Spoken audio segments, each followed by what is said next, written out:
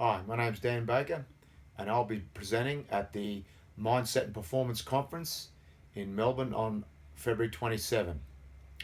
My work experience is I was a strength and conditioning coach with the Brisbane Broncos for 19 years, and I worked with other elite teams and athletes in my life.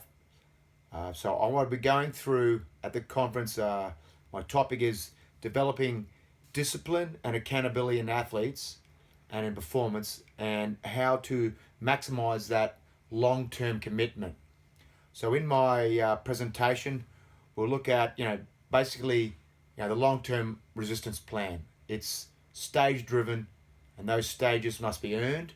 So once that's known, we'll look then at the Broncos' philosophies and styles, how and culture, and how that's set by the head coach and other coaches and the strength conditioning staff and the senior playing group. Look at my experiences and philosophies and examples. Then we'll look at what we did in the gym or in conditioning sessions about behavior modification. Exercise technique is a behavior, so how we modify and the processes that we modify technical behavior, and how we modify the broader cultural traits and practices of athletes, getting them to buy in, be responsible for themselves and their training partners, be accountable for themselves and their training partners.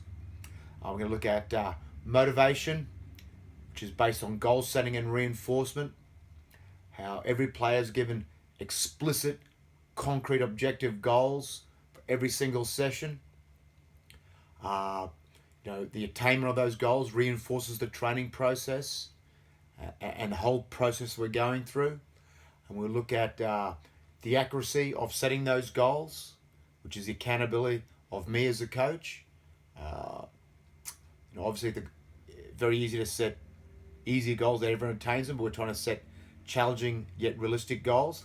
And we're going to look at the systems and structures set up. So taking a large group of athletes in a team sport, breaking them down into more manageable size training groups, and then within those training groups having smaller sub-training groups, and so on. And this helps us to deal with larger numbers and different characters and different personal traits and situations.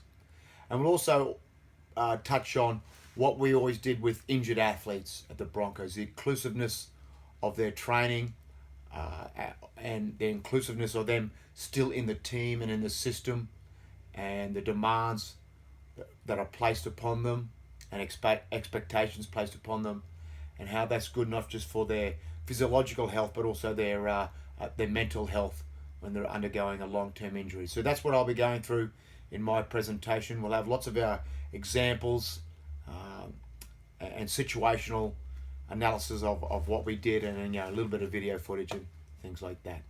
All right, see you there.